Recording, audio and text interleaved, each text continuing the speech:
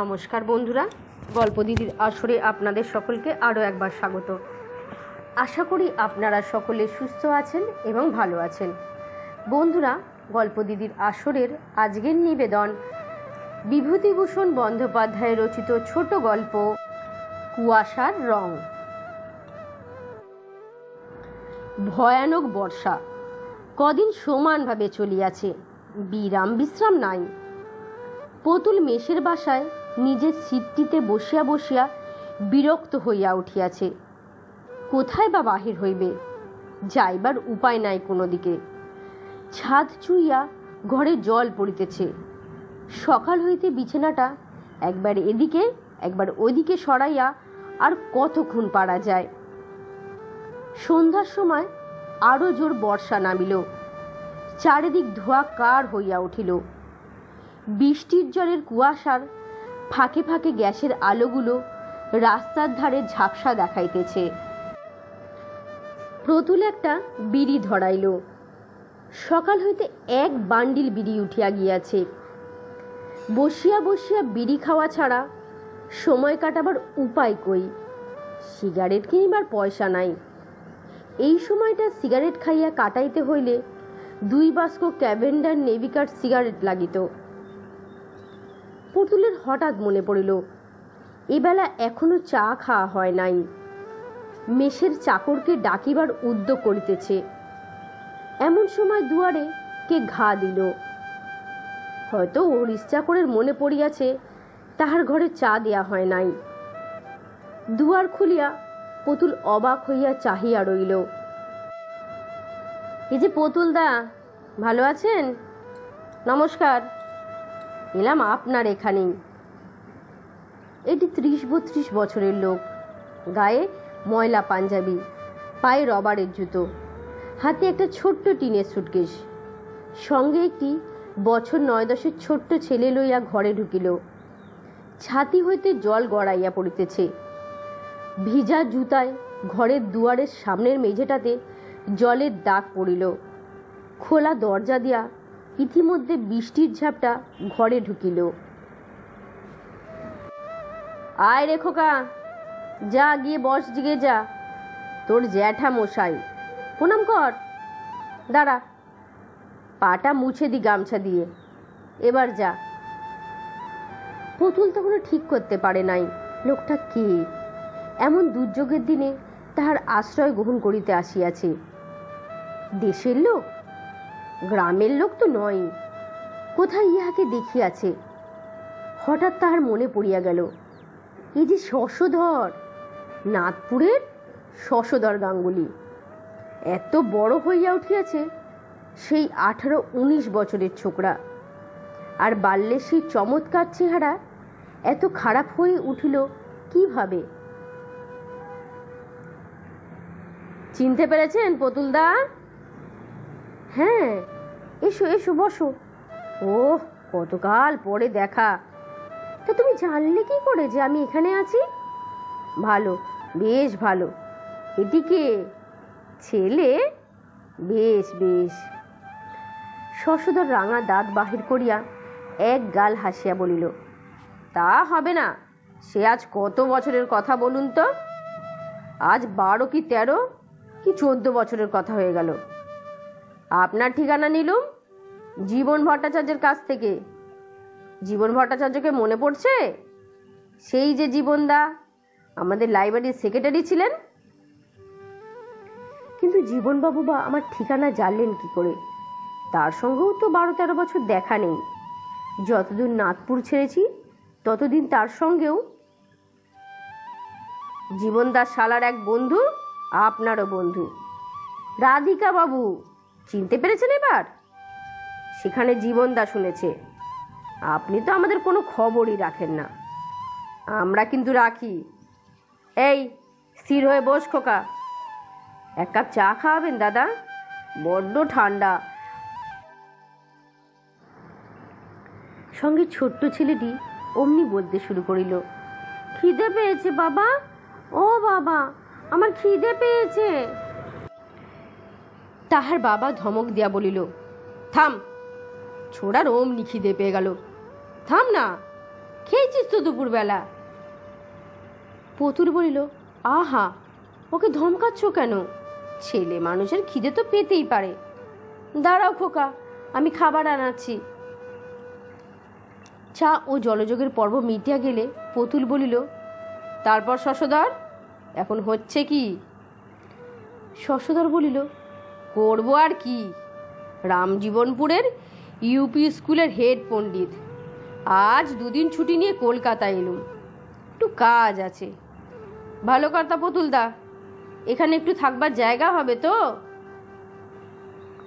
পুতুল বলিল, হ্যাঁ হ্যাঁ, তার কি, থাকো না, জায়গাটা যথেষ্টই রয়েছে। আমি বলে দিচ্ছি রাত্রে তোমার খাওয়ার কথা। আজ প্রায় 12-13 বছর আগে পুতুল নাথপুর গ্রামের মিউনিসিপ্যালিটি অফিসে কেরানির চাকরি লইয়া যায়। নাথপুর নিতান্ত ক্ষুদ্র গ্রাম নয়, আশেপাশে 4-5খানি ছোট বড় গ্রাম লইয়া মিউনিসিপ্যালিটি। ইলেকশন লইয়া দলাদলি মারামারি পর্যন্ত হইত।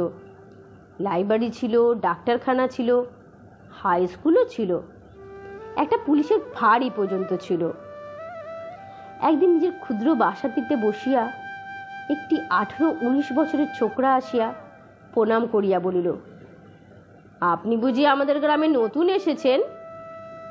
হ্যাঁ হ্যাঁ। এসো এসো, বসো। তোমার নাম কি? আমার নাম শশধর। আপনার সাথে আলাপ করতে এলুম। একলাটিতে বসে থাকেন। এসো এসো, ভালোই করেছো। তুমি বুঝি স্কুলে পড়ো? শশধর পরিচয় দিল, না, সে স্কুলে পড়ো না, অবস্থা ভালো না, স্কুলে কে পড়াইবে? তাছাড়া সংসারে বাবা নাই, তাহারই ঘাড়ে সংসার। মা, 2 বোন, 3টি ছোট্ট ছোট্ট ভাই ও স্ত্রী। পুতুল বিস্মিত হইয়া বলিল, তুমি বিয়ে করেছো নাকি? আজ্ঞে হ্যাঁ, ও বছর বিয়ে হয়ে গিয়েছে। ছেলেটি দেখিতে খুব সুশ্রী ও সুপুরুষ। অল্প বয়সে বিয়ে হওয়াটা খুব একটা আশ্চর্য নয়। কিছুক্ষণ বসিয়া থাকিবার পরে ছেলেটি সেদিন চলিয়া গেল। তাহার পর হইতে মাঝে মধ্যে সে প্রায় আসিত। এ গ্রামে পুতুল নতুন আসিয়াছে, বিশেষ কাহারও সহিত তার পরিচয় নাই। এই অবস্থায় একজন তরুণ বন্ধু লাভ করিয়া পুতুল খুশি হইল। সময় কাটাইবার একটা উপায় হইল। সন্ধ্যাবেলাটা দুজনে গল্পগুজব করিয়া কাটিয়া যাইত। একদিন শশধর পুতুলকে খাওয়ার নিমন্ত্রণ করিল। শশধরের মা তাকে ছেলের মতো যত্ন করিয়া খাওয়াইলেন। শশধরের বোন তাকে প্রথম সেদিন পুতুলদা বলিয়া ডাকিল। এই নির্বান্ধ পল্লীগ্রামে ইহাদের স্নেহ সেবা পুতুলের বড় ভালো লাগিতে লাগিল। ইহার পর অফিস হইতে পুতুল নিজের বাসায় ফিরিতে না ফিরিতেই শশধর পুতুলকে ডাকিয়া নিজের বাড়ি লইয়া যায়। প্রায় বৈকালিক চা পানের এবং জলযোগের ব্যবস্থা সেখানেই হইয়া থাকে। দিন কতক যাইবার পরে পুতুল ইহাতে সংকোচ বোধ করিতে লাগিল। শশধরের সাংসারিক অবস্থা বিশেষ সচ্ছল নয়। রোজ রোজ তাহার জলযোগের জন্য উহাদের খরচ করাইতে পুতুলের মন সায় দিল না। সে খাওয়া বন্ধ করিল। অবশ্য মুখে সোজাসুজি কোনো কিছু বলিতে পারা সম্ভব ছিল না। তবে যাইবার ইচ্ছা না থাকিলে ওজর আপত্তির অভাব হয় না। একদিন শশধর আসিয়া বলিল, আজ যেতেই হবে পুতুলদা। কণা বলেছে তোমাকে না নিয়ে গেলে সে ভয়ানক রাগ করবে আমার উপর। পুতুল আশ্চর্য হইয়া বলিল, কণা? হ্যাঁ হ্যাঁ, কণা, আমার ছোট বোন। ভুলে গেলেন নাকি? চলুন আজ। পুতুলের মনে বিস্ময় এবং আনন্দ দুই হইল। কণার বয়স 15-16, রং ফর্সা, বেশ সুশ্রী মেয়ে, কথাবার্তাও চমৎকার, পাড়া গায়ের তুলনায় লেখাপড়াও জানে ভালো। তাহার সম্বন্ধে কণা আগ্রহ দেখাইছে, কথাটা শুনিতে ভালো লাগিল। কণা সেদিন পুতুলের কাছে কাছেই রহিল। কয়দিন না দেখাশোনার পরে দুজনে দুজনকে যেন বেশি করিয়া ভালো লাগিতেছিল। ফিরিবার সময় পুতুলের মনে হইল কণাকে আজ যেন তার অত্যন্ত আপনজন বলে মনে হইতেছে। কেন? নির্জন বাসায় ফিরিয়া কথাটা সে ভাবিল। কণা মেয়েটি ভালো, সত্যি বুদ্ধিমতী, সেবা পরায়ণা, তাহাদেরই পাল্টি ঘর। আহা, এই জন্যে কি শশধরের এত তাগাদা তাহাকে ঘন ঘন বালি লইয়া যাইবার জন্য? কথাটা মনে হইবার সঙ্গে সঙ্গেও এ চিন্তা তাহার মনে না আসিয়া পারিল না, তাই কণার অত গায়ে পড়িয়া আলাপ করার ঝোঁক তার সঙ্গে। পুতুল আবার শশধরদের বাড়ি যাওয়া বন্ধ করিল। শশধর আসিয়া পীড়াপিড়ি আরম্ভ করিতে আদৌ বিলম্ব করিল না। এবার কিন্তু অত সহজে ভুলিল না। তাহার মনে দ্বন্দ্ব লাগিয়াছে, কণা তাহাকে সত্যই ভালোবাসে, না তাহাকে বিবাহের পাহাদে ফেলাবার জন্য ইহা একটি ছলনা মাত্র। কণার মা কি জন্যে তাহাকে অত আদর করিয়া থাকেন, বা শশধর তাহাকে বাড়ি লইয়া যাইতে অত আগ্রহ দেখায়, ইহার কারণ পুতুলের কাছে ক্রমশ স্পষ্ট হইয়া উঠিল। গরিবের মেয়ে, বিবাহ দেওয়ার সঙ্গতি নাই, উপযুক্ত পাত্র। সেই হিসাবে পুতুল ভালোই, 30 টাকা মাহিনা পায় অফিসে, বয়সও কম। দেখিতে শুনিতে এই পর্যন্ত তো পুতুলকে কেউ খারাপ বলে নাই। ইহাদের সকল স্নেহ ভালোবাসার আগ্রহের মধ্যে একটি গূঢ় স্বার্থসিদ্ধির সন্ধান জানিয়ে পুতুলের মন উহাদের প্রতি নিতান্ত বিরূপ হইয়া উঠিল। মাস 2 কাটিয়া গিয়াছে। ভাদ্র মাস, 7-8 দিন বেশ ঝলমলে শরতের রৌদ্র। খালের ধারে কাশফুল ফুটিয়াছে, জল কাদা শুকাইয়া আসিতেছে। পূজার ছুটির আর বেশি দেরি নাই। পুতুল বসিয়া বসিয়া সে কথাই ভাবিতেছিল। মিউনিসিপাল অফিসে 12 দিন ছুটি। এই সময় একদিন কাহার মুখে পুতুল শুনিল শশধরদের বাড়িতে বড় বিপদ। শশধরের মা মৃত্যুশয্যায়। শুনিয়া সে ব্যস্ত হইয়া উঠিল। শশধর এদিকে অনেক দিন আসে নাই। পুতুল উহাদের বাড়ি না গেলেও সে এখানে প্রায় আসিয়া বসিয়া থাকে, চা খায়, গল্প গুজব করে। কই, মায়ের অসুখের কথা তো শশধর বলে নাই। পুতুল শশধরদের বাড়ি গেল। এমন বিপদের সময় না আসিয়া চুপ করে থাকা, সেটা ভদ্রতা ও মনুষ্যত্ব উভয়েরই বিরুদ্ধে। পুতুলের কড়া নাড়ার শব্দে কণা আসিয়া দরজা খুলিয়া দিল। পুতুলের মনে হইল কণা তাহাকে দরজায় দেখিয়া বিস্মিত হইয়াছে। পুতুল আগে কথা কহিল, বলিল, আসুন বাড়ির মধ্যে। দাদা তো নেই, ডাক্তার ডাকতে গিয়েছে, অবস্থা ভালো না। চলো চলো, কি হয়েছে দেখি। আমি কিছুই জানি না কণা। শশধর তো কয়দিন যায়নি আমার ওখানে, তবে মাঝে যা গিয়েছিল তখন তো কিছুই বলেনি। বলবে কি, মার আসুক এই 5 দিন হয়েছে, পরশু রাত্রির থেকে বাড়াবাড়ি যাচ্ছে। এর আগে তো এমন কখনোই হয়নি। ঘরের মধ্যে ঢুকিয়া যেটা পুতুলের চোখে সর্বপ্রথম পড়িল, সেটা ইহাদের দারিদ্র্যের কুশ্রী ও মলিন রূপ।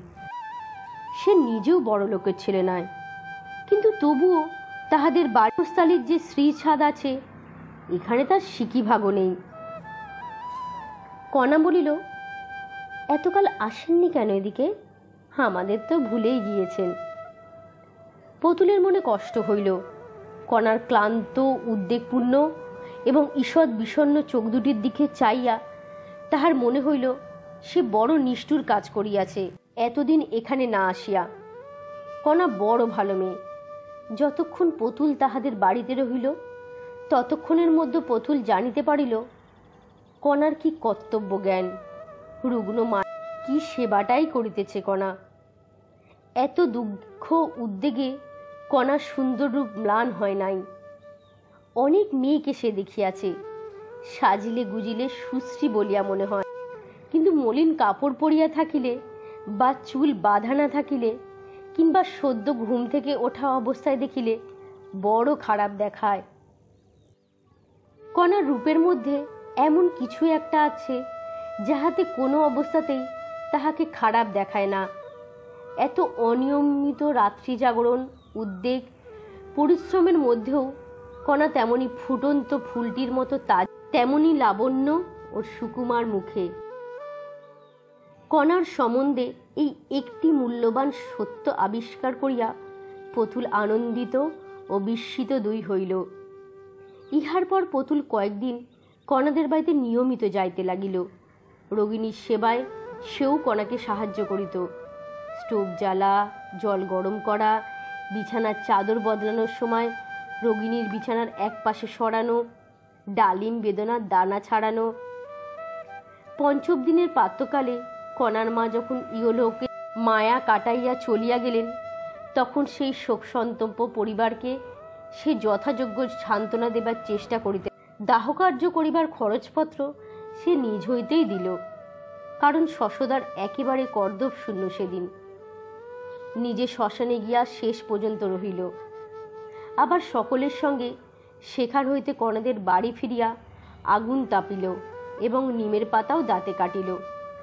কণা আজকাল পুতুলের দিকেও বড় টানে।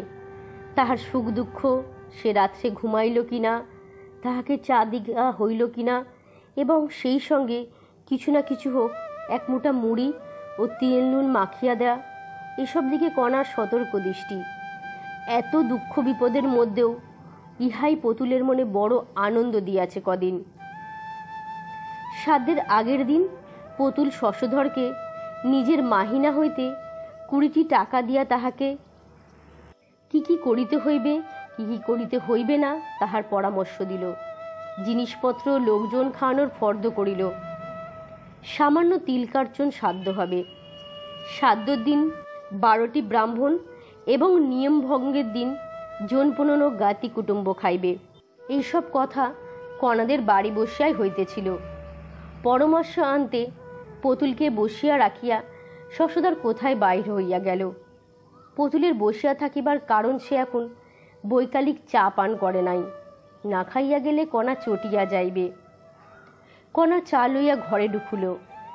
পুতুল কণার হাত থেকে পেয়ালেটে লইয়া বলিল, বসো কণা, কালকার সব জোগাড় করে রাখো। ফর্দ দিয়েছেন নবীন ভট্টাচার্যি।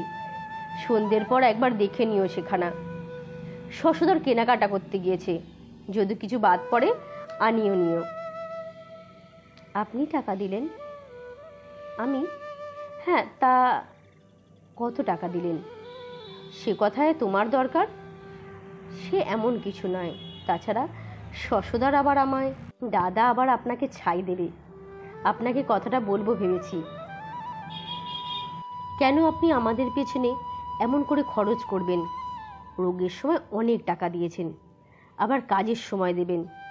এমনকি 950 টাকা ব্যাংকে জমিয়েছেন শুনি।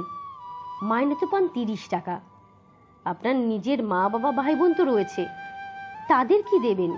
নিজে কি খাবেন? আপনাকে বলি শুনুন, দাদা বেকার বসে আছে। আপনার কাছ থেকে টাকা নিয়ে কখনো আর দেবে না। ওর ওই স্বভাব। আপনি আর 1 পয়সাও দেবেন না বলে দিচ্ছি।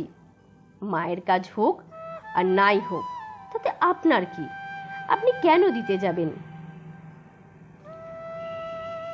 পুতুল বিস্মিত দৃষ্টিতে কণার মুখের দিকে চাহিয়া রইল।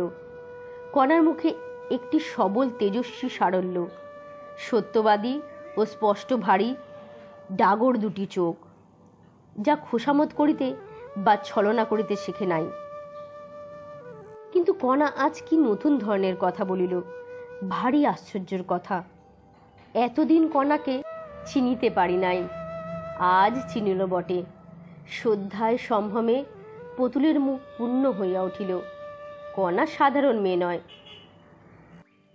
সাধ্য শান্তি মিটিয়া গেল। পুতুল নিয়মিত উহাদের বাড়ি যাতায়াত করিতে লাগিল। কণার সেবায় অভ্যস্ত হইয়া গিয়াছে। সে যত্ন ও সেবায় এতটুকু খুঁত কোনোদিন পুতুলের চোখে পড়িল না আজও। মায়ের শোক খানিকটা প্রশমিত হইবার পরে কণা আরও সুশ্রী হইয়া উঠিয়াছে।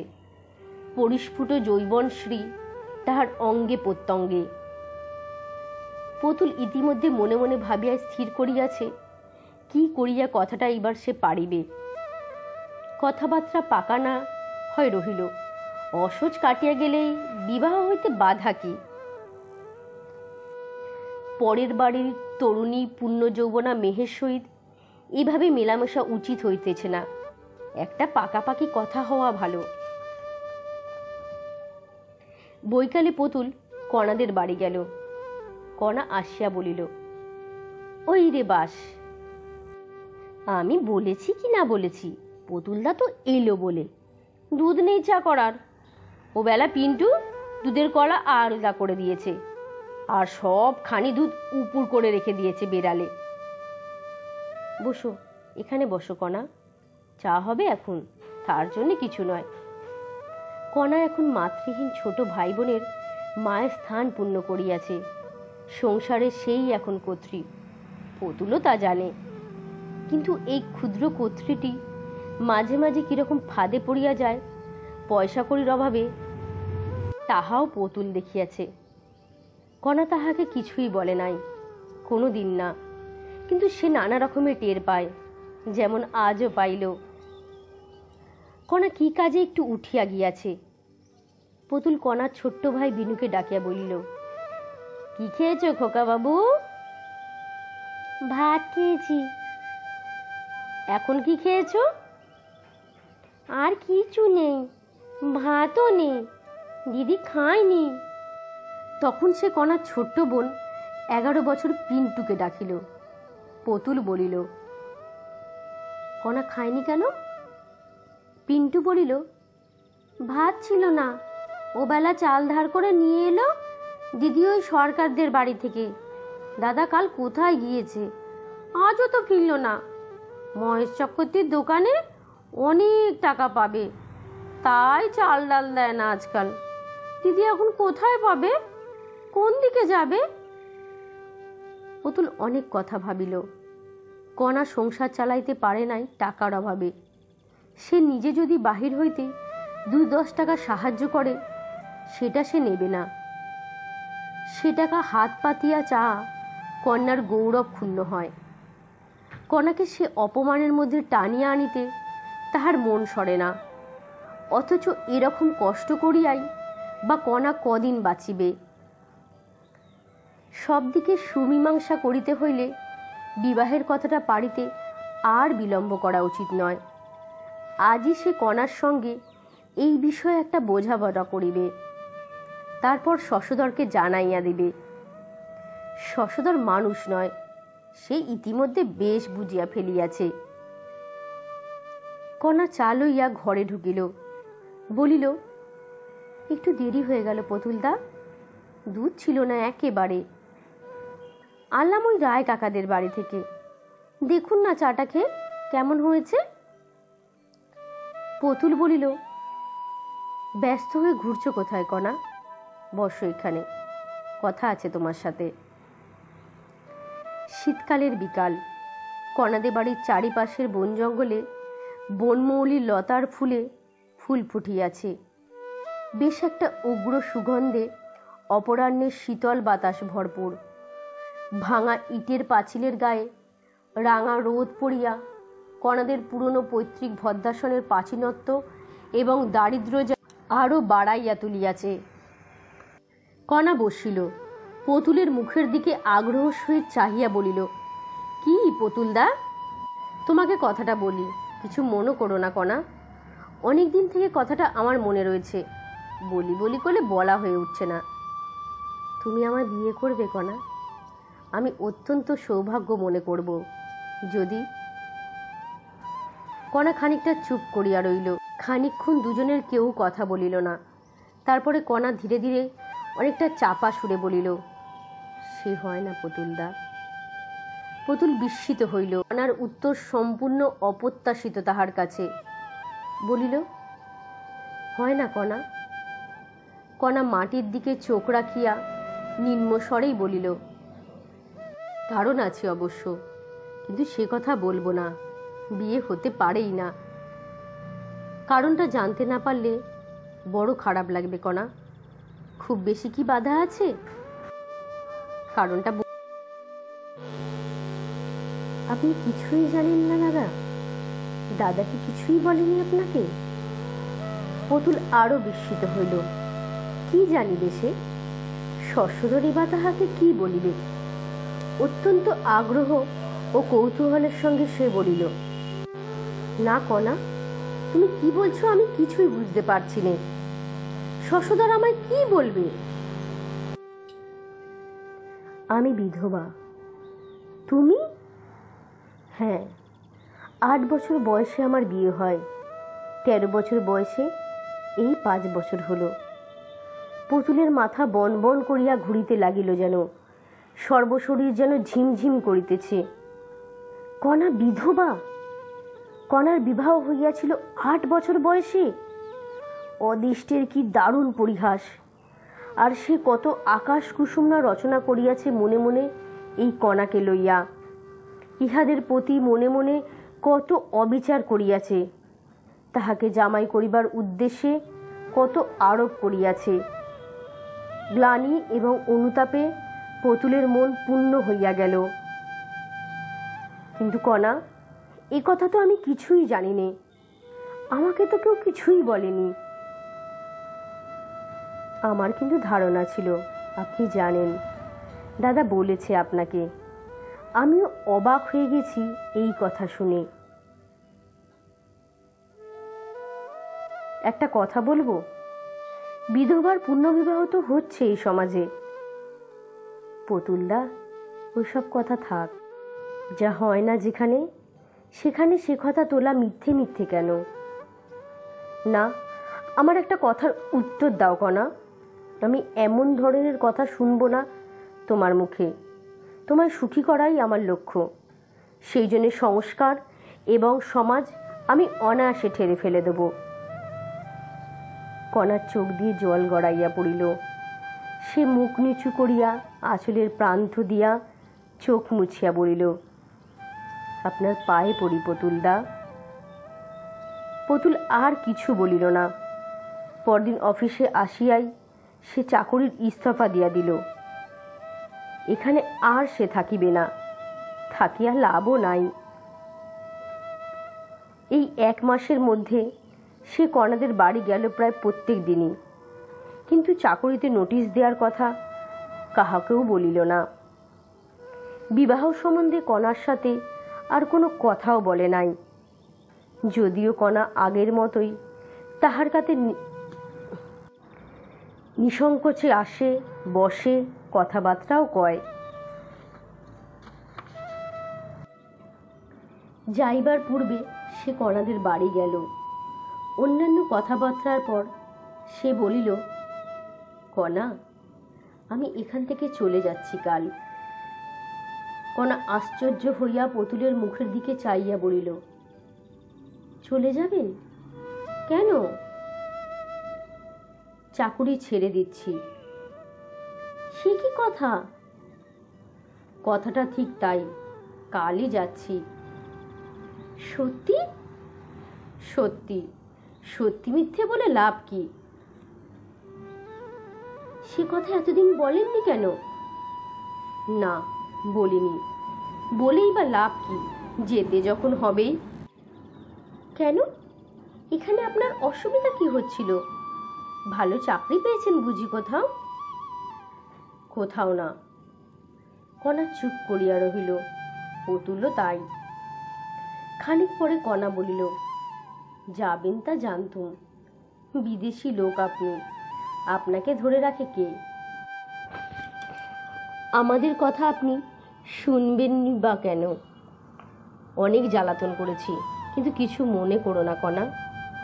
কণা চুপ করিয়া রহিল।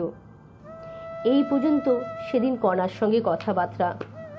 পরদিন আর একবার কণাদের বাড়ি যাইবার কথা ভাবিয়াও পুতুলের আর যা ঘটিল না। দুপুরের ট্রেনেই পুতুল চলিয়া আসিল। সারা পথ কেবল কণার কথাই মনে হইল পুতুলের। সেই অভাব অনটনের সংসারে চিরকাল কাটাইতে হইবে তাহাকে। গরিবের ঘরের অল্প বয়সী বিধবা মেয়ে, দাদার সংসার ছাড়া আর উপায় নেই। কণার জীবন অন্ধকার, কোনো আলো নাই কোনো দিক হইতে। পুতুলের বুকের মধ্যে কোথাও যেন টনটন করিতেছে। কণাকে কাহার কাছে রাখিয়া যাইতেছে সে। পরক্ষণেই ভাবিল, কি মুশকিল, কণা রয়েছে তার বাপের ভিটোতে, ভাই বোনের কাছে, দাদার কাছে, আমার সঙ্গে তার কি? মাস 5-6 পরের কথা। সেই ফাল্গুনেই মায়ের পীড়াপিড়িতে তাকে বিবাহ করিতে হইল। পুতুলের শ্বশুরের 2-3টি ছোট বড় কলিয়ারি ছিল, কিন্তু কলিয়ারিগুলোর অবস্থা ছিল খারাপ। চুরি হইতো। নির্ভরযোগ্য ম্যানেজারের অভাবে কলিয়ারিগুলি লোকসানি মহল হইয়া পড়িয়া থাকিত। পতুলের শ্বশুর একদিন তাহাকে প্রস্তাব করিলেন, সে অফিসে চাকরি না করিয়া যদি কলিয়ারিগুলির তত্ত্বাবধান করে তবে অফিসে যে বেতন সে পাইতেছে তাহাই পাইবে। উপরন্তু ভবিষ্যতে একটা উন্নতির আশা থাকে শ্বশুর জামাইয়ের উভয়েরই। পতুল শ্বশুরের প্রস্তাবে রাজি হইল। আরও বছর 2 পরে কলিয়ারির অবস্থা সত্যই ফিরিল পতুলের কর্মদক্ষতায়। পতুল আসানসোলের রেল স্টেশন হইতে 3 মাইল দূরে বুদ্ধচক কলিয়ারিতে সাজানো বাংলোতে স্ত্রীপুত্র লইয়া বাস করে। একটু স্টাইলের উপরই থাকে, না থাকিলে চলে না, কাজের খাতিরে তাকে থাকতেই হয়। কি জানি কেন এখানে আসিয়া কণার কথা তাহার বড় মনে পড়িতে লাগিল। আজ তাহার এই সাজানো বাংলো, সুখ ঐশ্বর্য, ইহাদের ভাগ কণা কিছুই পাইল না। সেই সুদূর পাড়াগাঁয়ের দারিদ্র এবং নিরাশার অন্ধকারের মধ্যে ভাঙা পুরনো ইটের পুরনো কোঠাবাড়ি আঁকড়াইয়াই সে পড়িয়া রইল। পতুলের মনটা যেন হাহা করিয়া ওঠে। সে বুঝিল এখনো কণার কথা তাহার মন জুড়িয়া বসিয়া আছে। তাহাকে ভুলিয়া যাইয়া পতুলের পক্ষে সহজ নয়। পতুলের স্ত্রী বড় লোকের মেয়ে, বাল্যকাল হইতেই সে সুখ ভোগ করিয়া আসিতেছে। তাহাকে খাওয়াইতে পড়াইয়া নতুন জিনিস দেখাইবার লোভ নেই, তেলা মাথায় তেল দেয়া, বরং সে চিরবঞ্চিতা, জীবন যাহাকে কিছুই দেয়নি। তাহাকে যদি সে আজ, কেন এমন হয় জীবনে কে বলিবে? যে পাইয়া আসিতেছে সে বার বার পায়, যে পায় না সে কখনোই পায় না। যাহাকে খাওয়াইয়া সুখ, পড়াইয়া সুখ, দেখাইয়া সুখ, তাহাকে খাওয়ানো যায় না, পড়ানো যায় না, দেখানোও যায় না। কেন এমন হয়? এসব 4-5 বছর আগেকার কথা। আজ কয়েকদিন হইল পতুল কলকাতায় আসিয়াছে চাকরির খোঁজে। কলিয়ারি আছে, কিন্তু পতুলের স্ত্রী নাই। পুণ্যমর্ষিকের পর্যায়ে আসিয়া দাঁড়াইবার ইতিহাস আছে। সংক্ষেপ হলো এই যে, গত বৎসর স্ত্রীর মৃত্যুর পর হইতেই শ্বশুরের কলিয়ারিতে থাকা পতুলের ভালো মনে হইল না, এবং তারপরে দেখা গেল শ্বশুরকেও তাহার ক্রমশ ভালো বলিয়া মনে হইতেছে না। সুতরাং আজ কয়েকদিন হইল পতুল তাহার ছেলেটিকে সঙ্গে লইয়া কলিকাতায় আসিয়া এই পরিচিত মেস্তিতে উঠিয়াছে এবং চাকরির সন্ধানে আছে। এই সেই শশধর, কণার ভাই। এতকাল পরে হঠাৎ কিভাবে এখানে এলো তাহাই সে ভাবিতে লাগিল। কিছুক্ষণ বসিয়া শশধর চা খাইয়া সুস্থ হইবার পরে পতুল বলিল, তারপর কি মনে করে, কেমন আছো? শশধর বলিল, ভালোই আছি। আপনি এখানে আছেন শুনলাম জীবনদার কাছে। আপনি নাকি চাকরি খুঁজছেন, সেজন্যেই আমার এখানে আসা। আপনার সব কথাই শুনেছি। কি ব্যাপার, চাকরির সন্ধানে আছে নাকি? আমাদের দেশে মিউনিসিপ্যালিটি অফিসে সেই কেরানির পোস্ট খালি আছে। আপনি গেলেই ওরা লুফে নেবে। কিশোরী চাটুর্যে এখন চেয়ারম্যান, আপনাকে বড় ভালোবাসত। আপনাদেরই তো লোক, দিন একখানা দরখাস্ত করে আমি লিখলে একবার গিয়ে ইন্টারভিউ দিলেই আপনার কাজ হয়ে যাবে। আবার সেই নাগপুর, সেই মিউনিসিপ্যালিটি অফিসের 30 টাকা বেতনের কেরানির পদ। তাহাই হোক। পতুল দরখাস্ত লিখিয়া পরদিন সকালে শশধরের হাতে দিল। চাকরি না করিলে চলিবে না। ছোট্ট ছেলেটি লইয়া 30 টাকায় তাহার খুব চলিয়া যাইবে। তাহার মা বাবা জীবিত বটে, কিন্তু ছেলের রোজগারের উপর তাহাদের নির্ভর করিতে হয় না। দিন 15 পরে শশধর লিখিল, চাকরির সব ঠিক, একবার আসিয়া চেয়ারম্যানের সঙ্গে দেখা করা দরকার। পুতুল ছেলেকে লইয়া নাগপুরে গেল। 10 বৎসর সে আসে নাই এদিকে, অথচ যেন মনে হইতেছে কাল এ গ্রাম ছাড়িয়া গিয়াছে। কণার কথা সে শশধরকে জিজ্ঞাসা করিতে পারে নাই, কোথায় যেন বাঁধিয়াছিল, বহু চেষ্টা করিয়াও পারে নাই। আজ স্টেশনে নামা মাত্র কণার কথা তাহার মনে পড়িল। কণা যেখানে থাকে সেখানেই সে থাকিবে জীবনের বাকি কয়টা দিন। বেলা প্রায় 1টা। শশধর স্টেশনে ছিল। বলিল, পুতুলদা, আপনার সেই পুরনো ভাষা ভাড়া করে রেখেছি, কোনো অসুবিধা হবে না। আর কণা বলে দিয়েছে আজ ওখানেই খাবেন, চাকুরি হয়ে যাবে এখন, সব বলা আছে। পুতুল বলিল, এবেলা খাবো না, খোকাকে বরং নিয়ে যাও কণার কাছে, আমি অফিসের পরে যাব। আমরা দুজনে সকালে খেয়ে গাড়িতে চড়েছি। বিকালের দিকে চেয়ারম্যানের সহিত সাক্ষাৎ করিবার পরে পুতুল শশধরদের বাড়ি গেল। প্রথমে কণা আসিয়া সামনে দাঁড়াইয়া বলিল, পুতুলদা, এতদিন পরে মনে পড়ল। তারপর সে পায়ের ধুলো লইয়া প্রণাম করিল। পুতুল অবাক হইয়া চাহিয়া রইল। সে কণা কোথায়? কোথায় সেই লাবণ্যময়ী কিশোরী? এ কণাকে সে চেনে না। কণা পূর্বাপেক্ষা শীর্ণ হইয়াছে, যৌবনের সৌন্দর্য অন্তহিত হইয়াছে অনেককাল বলিয়াই মনে হয়। যদিও বর্তমানে 27-28 বছরের বেশি বয়স না কণার। মুখের কোথাও পূর্ব লাবণ্যের চিহ্ন আছে কিনা পুতুল বিশেষভাবে খুঁজিয়া দেখিয়া পাইল না। সঙ্গে সঙ্গে পুতুল দেখিল কণার উপর তাহার যে ভালোবাসা, সে যেন এক মুহূর্তে মন হইতে কপুরের মতো উবিয়া গিয়াছে। এ কণা অন্য একজন স্ত্রীলোক, তাহার ভালোবাসার পাত্রী তাহার পরিচিত কণা এ নয়। কাহাকে সে ভালোবাসিবে? কণা অবশ্য খুব যত্ন আদর করিল। আহারাদির পরে পুতুলকে পান আনিয়া দিয়া কণা বলিল, কতদিন আসেননি, অনেক কথা আছে আপনার সঙ্গে পুতুলদা, বসুন, আমি আসছি। পুতুল ভাবিতেছিল ভাগ্যে কণার সঙ্গে তাহার বিবাহের সুবিধা বা যোগাযোগ হয় নাই। কি বাঁচিয়া গিয়াছে সে, ভগবান বাঁচাইয়া দিয়াছেন। উফ!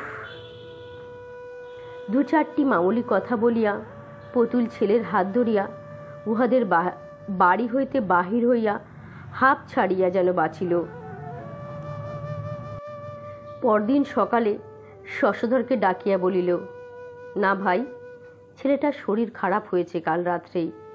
তোমাদের দেশে যা ম্যালেরিয়া, ছেলে নিয়ে এখানে চাকুরি পোষাবে না, অন্যত্র চেষ্টা করি গে।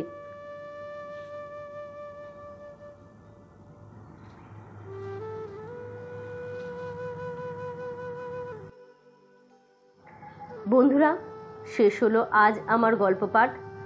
আজ আমার গল্প পাঠ আপনাদের কেমন লাগলো অবশ্যই জানাবেন। আর আমার চ্যানেলে নতুন নতুন গল্প শুনতে প্লিজ আমার চ্যানেলটিকে সাবস্ক্রাইব করবেন এবং একটু সাথে থাকবেন। আজকের মতো শুভরাত্রি। সকলে সুস্থ থাকবেন এবং ভালো থাকবেন। নমস্কার।